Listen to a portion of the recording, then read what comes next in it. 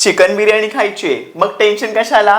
ही अचूक प्रमाणातली दमदार चिकन बिर्याणी तुम्ही ट्राय करा ना, ज्याची चव आहे आरारारा खतरनाक.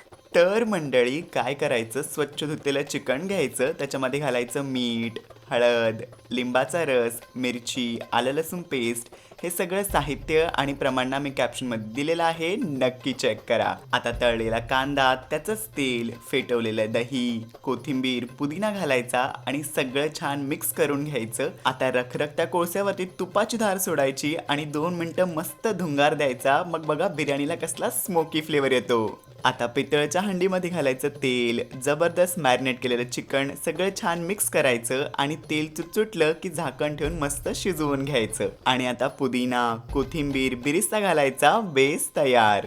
आता भात शिजवण्यासाठी ना गरम पाण्यामध्ये हे काही खडे मसाले घालायचे. ह्या सगळ्यांचं ना मी अचूक प्रमाण कॅप्शनमध्ये दिलेलं आहे, तर रेसिपी आत्ता सेव्ह करा म्हणजे बनवायला इझी जाईल.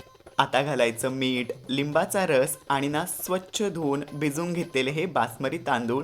ह्यांना ना आपण 70 ते 80% शिजवायचं आहे, गरगरीत अजिबात शिजवायचं नाही, नाहीतर बिर्याणीच्या ऐवजी खिचडीच बनवाल. आता छान याचं पाणी निथळून घ्यायचं आणि बिर्याणी लेअर करायला सुरुवात करायची.